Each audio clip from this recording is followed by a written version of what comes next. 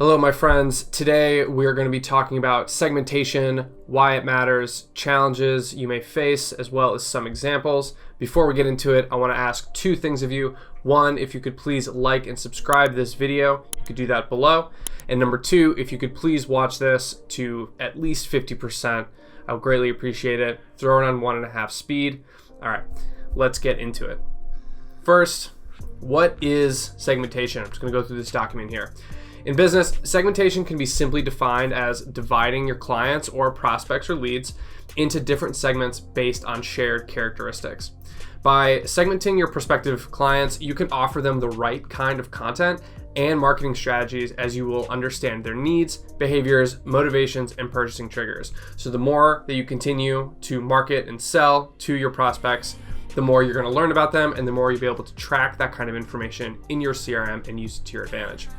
But before I get into this, it's really important to understand that most of the segmentation is not possible at all without properly tagging your leads or your clients with the appropriate data. In many cases, you'll automatically know their company, the title, that's why you have to reach out to them in the first place, but many examples of effective segmentation require data contextual to your business. So you want to make sure that you're manipulating your CRM, creating an environment that is very contextual to your business. So that means creating custom properties, creating lists that are very specific to you. And as always, if you want to book a coaching call with me to set up your CRM and your pipeline, I'll link to that below. And if you want to learn more about marketing and sales operations, CRM, and simply how to just do better marketing, I'll link below where you can get on the list to get regular updates whenever I publish new resources. Now, why segmentation is important. So why are we doing this in the first place? We know this matters, but really why? A big part of segmentation, a big benefit of it, is to improve client retention. Clients who feel that their issues are handled well will report satisfying experiences, and they're just more likely to stay with you.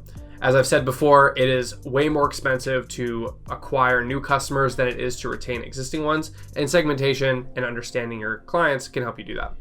Second, it improves your business focus as you will target only a handful of clients. You don't want to just have very broad segments and target everyone, because one of the golden rules of marketing is if you are marketing to everyone, then you are marketing to no one. Third, segmentation requires you to keep a clean database. This will really help you in finding trends and any common characteristics that you might have overlooked. Next, proper segmentation enables you to consistently meet the demands of your B2B clients, therefore increasing your revenue in the process. So you'll be able to manipulate this data in different ways, look at it through different lenses, and I'll go through those in a little bit, to better understand who your customer is, who your ideal customer is, and how you can continue to sell to them. Next, client segmentation will give you enough firepower to work on newer solutions as you understand their problems and pain points even more deeply. And when you learn about your clients, you will also become familiar with the types of information sources that they regularly consume, and it will enable you to provide them with a better experience. So all of this is under the umbrella of learning more about your clients and essentially obsessing about who they are and their day-to-day, so you know which channels to show up on, what content to create for them, and what to ultimately pitch them. And finally, you will find new markets to spread your business. There will always be gaps within your data that you could then fill with your services. So next, some challenges that you'll probably face if you don't do this as you continue to start up your CRM and segment your clients. So even though there's a lot of understanding and accessibility these days around segmentation, it still poses a number of challenges once you get underway with the process. So here's a few general challenges that you'll face in B2B. One, decision-making processes can be very complex and there's a number of variables involved. So you'll have technical experts, you'll have board members, you'll have production managers, you'll have products. All of these different people and variables are blockers or accelerators to your deal. So you want to be able to segment them and understand how to speak to them differently. Next, B2B products are more complex than B2C. So to segment them properly, you need to look at them at a 360-degree angle. And the examples that I'll share below will help. Next, B2B target audiences are a small set, so you need really granular data to improve your odds. If your business is lead gen for dentists, then that's a really specific segment that you need to go after. So one, you'll have the challenge of finding those businesses. Two, you'll have the challenge of finding what needs those people have and how you pitch to them. And segmentation can help you with that and help you understand where your offer best fits with different types of audiences. Next, you need to create personal relationships in B2B marketing. I've said this over and over. People are more likely to buy from people they know and trust, and it really is just as simple as that.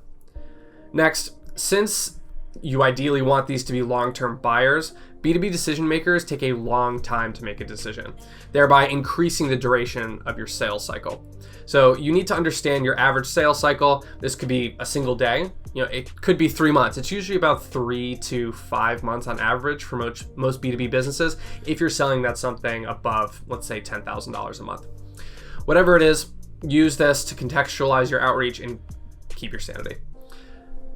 Finally, B2B markets have fewer behavioral and needs-based audience segments. So in B2C, you'll be tapping much more into those emotional, more primal needs, where people will just quickly respond to an ad and buy a product. In B2B, it's a little bit different.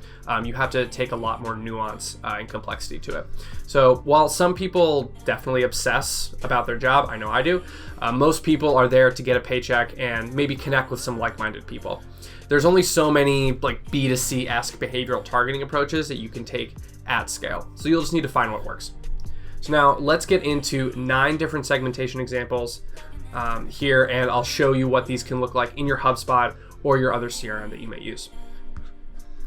So here, I'm going to go through these in order. We see all 9 right here. First, let's start with firmographics.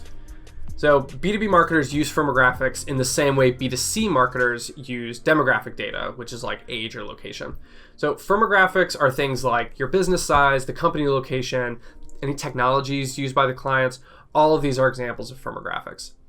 The data is really easy and it's really inexpensive to collect. You can scrape it from LinkedIn. You can use tools like Apollo or ZoomInfo to filter and get these lists for contacts and companies.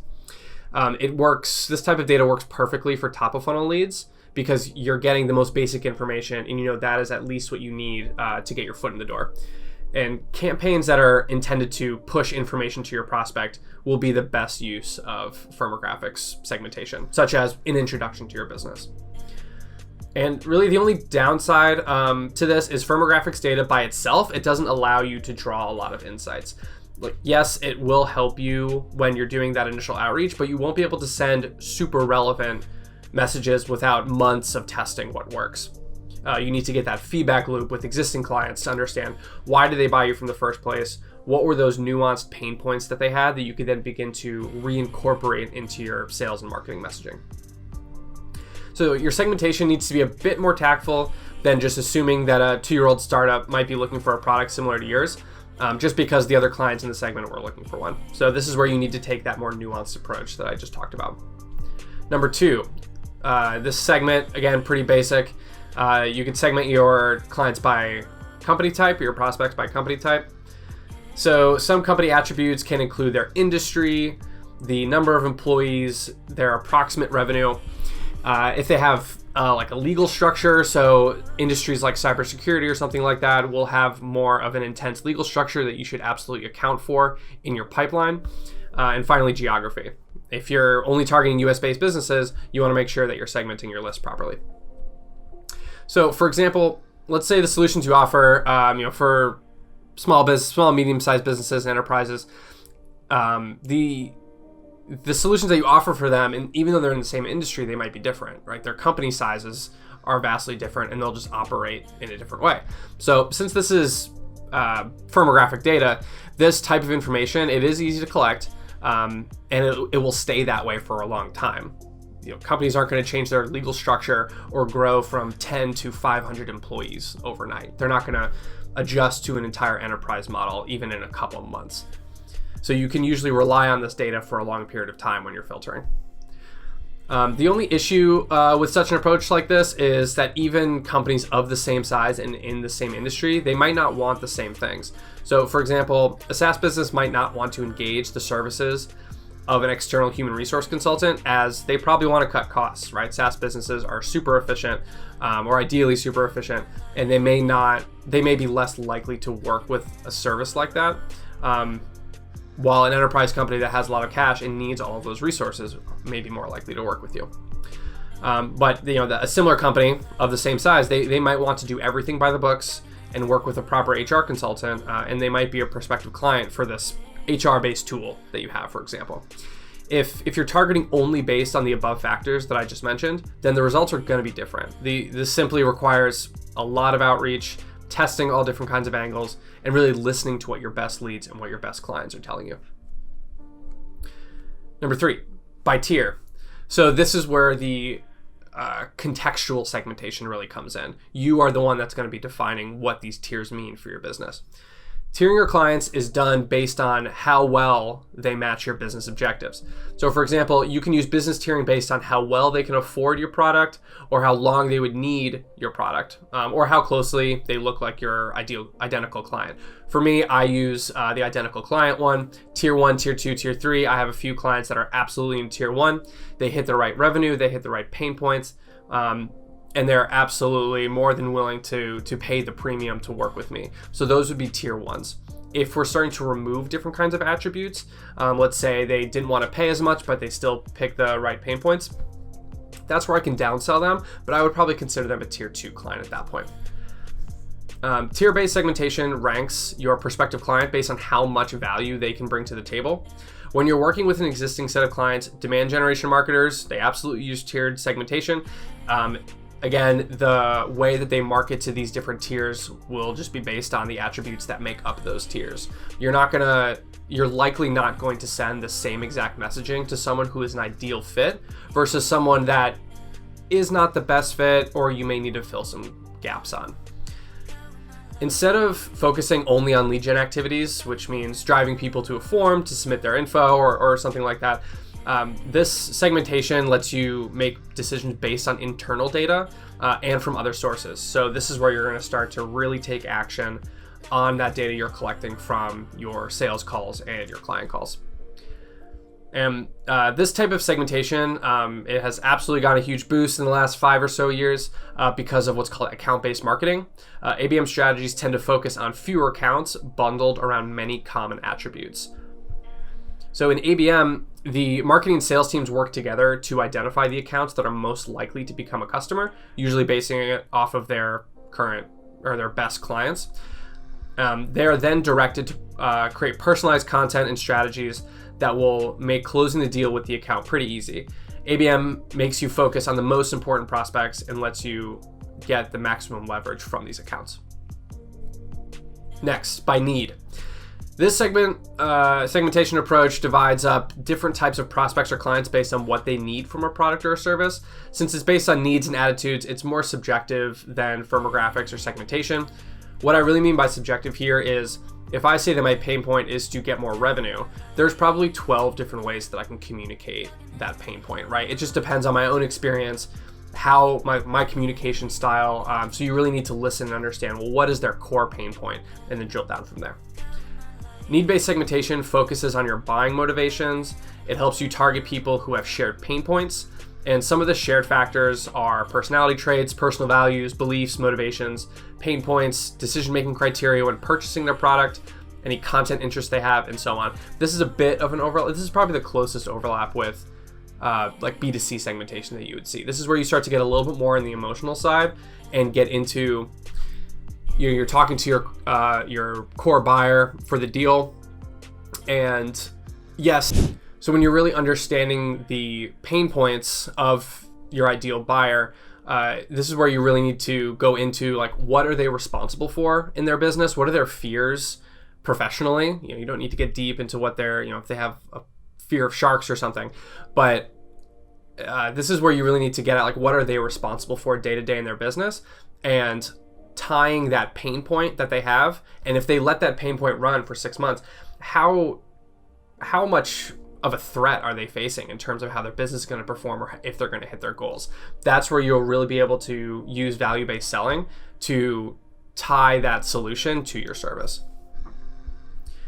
So this approach really helps companies enable sales and marketing teams to develop targeted strategies together. So for example, you could create content and run email campaigns around one specific pain point your client is solving for by working with you. You can create an entire cross-channel campaign around one single pain point, especially if that's the pain point that you notice most of your clients are trying to solve for. If most of your clients are trying to solve for it, I guarantee you there are a lot of others out there that are trying to do it. Next is by client sophistication level. So in this type of segmentation, the business's maturity is really taken into consideration. Instead of looking at a client's firmographic information or their potential value, you look at the awareness of the problem that they face and understand how your problem solves for it. So for example, a startup that doesn't have a lot of clients, they might not require a full-fledged and expensive CRM tool. Instead, they could use a free tool just to get things started. So this is where you need to understand like their sophistication around the problem that you're trying to solve. If they have, let's assume that they have awareness of the problem, right? Which is a whole other subset, right? If they don't even understand the problem, then you need to approach communicating to them a totally different way. But if they have some level of sophistication with the product, then you're going to speak to them differently. You could speak to them in a more intelligent way and be very specific in how you're going to address the problem. So by behavior, behavioral segmentation is considered a very strong complement to tiered segmentation as it helps maximize the value of the account. Behavioral segmentation looks at how your existing clients interact or use your product. This is going to make you see how your clients benefit from your product, and it will also give you an idea of those clients who are more likely to churn. So if you run a SaaS business, for example, this is super common in SaaS. If the last login of a big account was more than 30 days ago, you need to start running engagement campaigns or have their account manager reach out and say like, hey, just checking in, want to make sure the tool is still helping you all, and get them re-engaged back into that product so they're less likely to churn.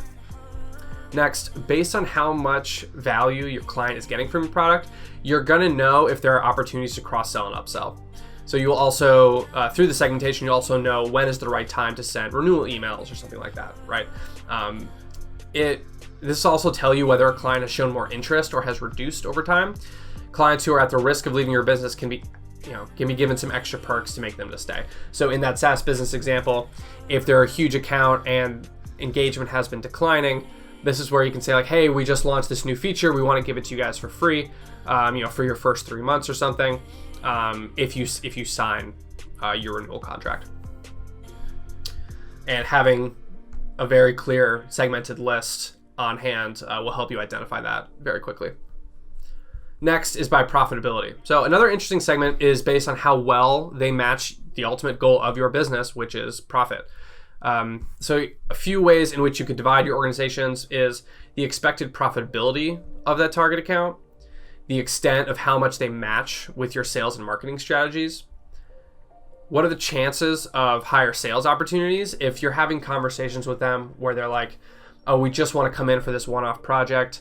But if they say something like, but we're open to something further down the road, or we're seeing some other issues in this type of business, but let's not tackle that now. You keep that in the back of your mind, you document it in your CRM. So then when you go back a month later, when you're finishing up this project, you can say like, hey, like I have a few ideas for that issue that you pointed out, and then you can dig in there. So if you find those kinds of opportunities earlier on when you're prospecting, the potential for profitability there is so much larger. Next, will they be able to recommend more clients in your direction? You're probably going to be more likely to work with a client that has a huge network versus one that is just starting out and is on an island. The expected lifetime client value of the organization. Again, this kind of overlaps with chances of higher sales opportunities. If there are similar client profiles where their LTV is so much higher, then you're going to be much more likely to go after this person. Segmentation by profitability allows you to allocate business resources in a better way. For example, if you would rather target businesses who can afford your product instead of reaching out to self-funded startups who might not be able to afford you even if they have the requirements. It reduces the client acquisition cost for your business as you only engage with a few businesses. Don't work with people who are poor. That is pretty much it.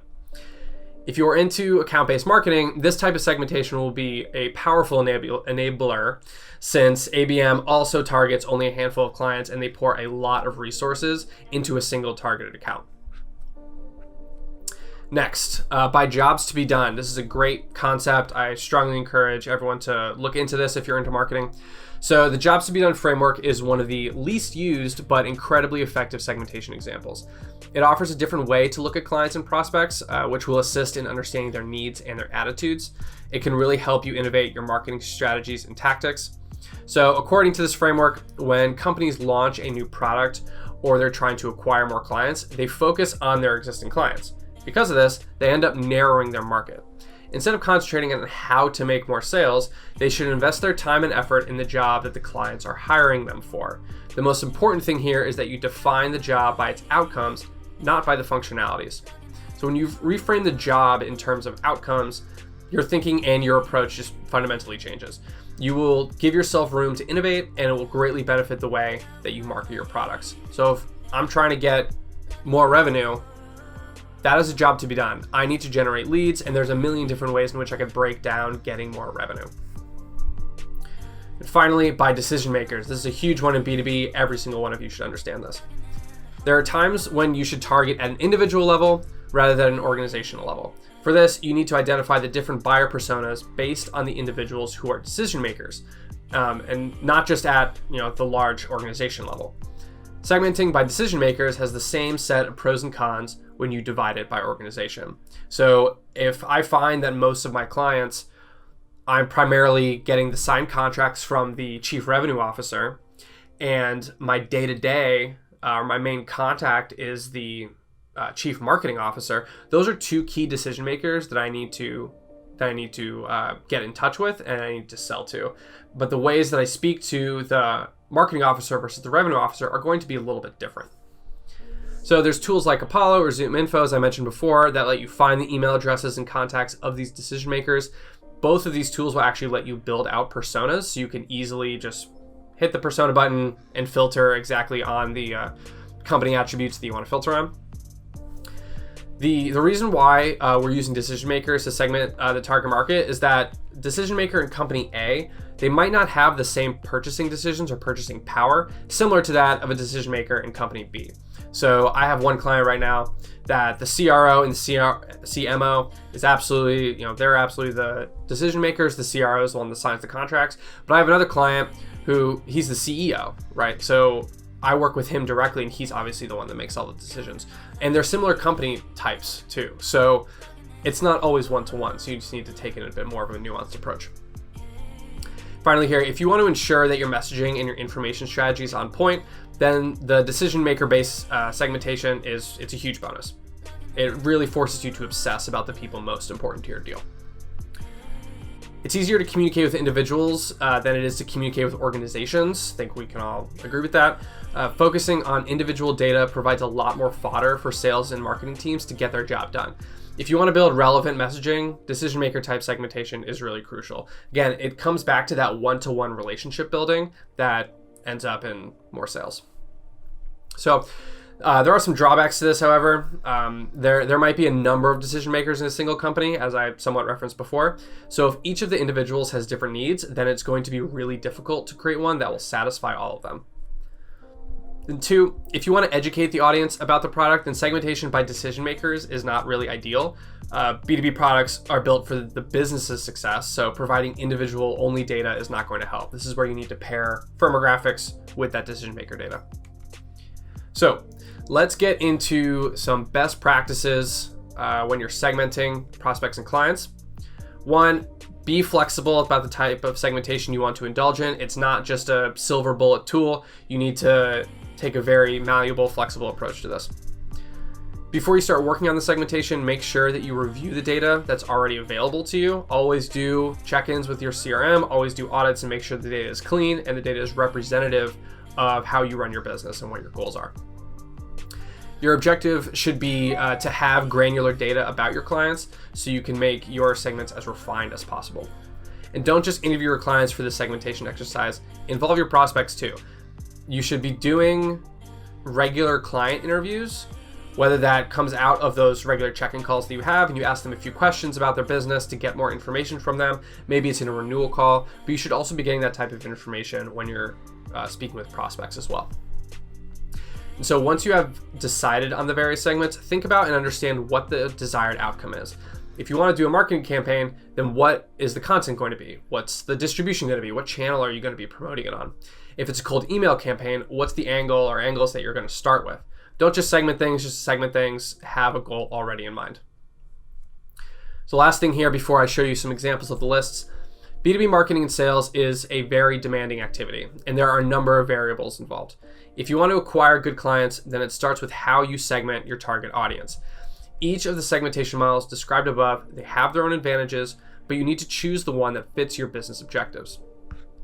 And you can always just trade them in and out, pair them together, triple them up, whatever it is. One of the first tasks a marketer or a new business owner should do is segmentation. There are differences between B2B and B2C segmentation, but the core idea is essentially the same. Dividing your prospects and customers into groups based on a number of variables for better targeting and more sales.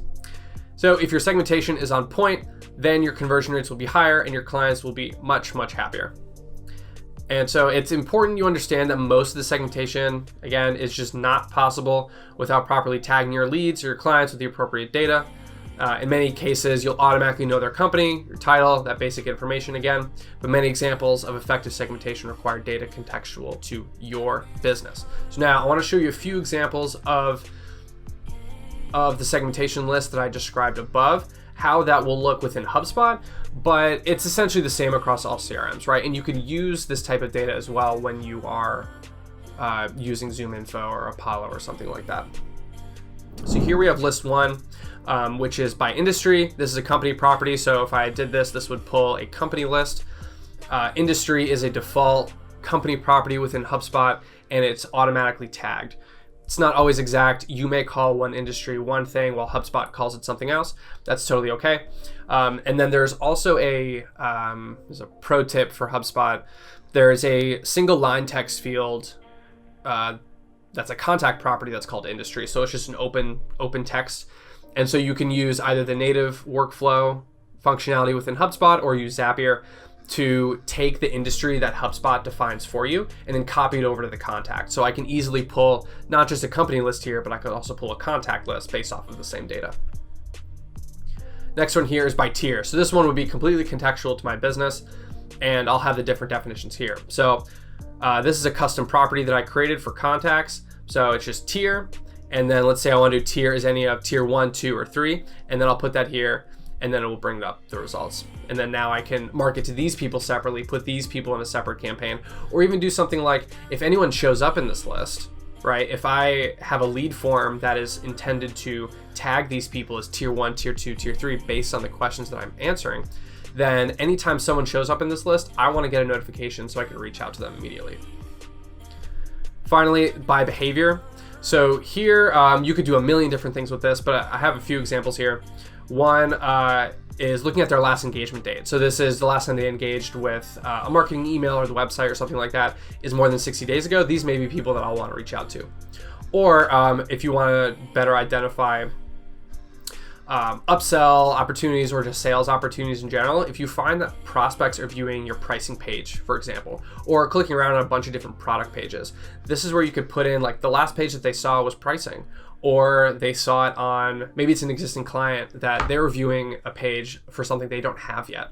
That should be a trigger for you to then go and reach out and start to upsell them. So that's all I have for you today. That was Segmentation 101, why it matters, challenges you'll face, and went through some examples as well as how those lists or segmentations will look within your CRM. If you have any questions, please reach out and let me know. As always, like, subscribe, comment below with any questions, and I'll see you on the next one.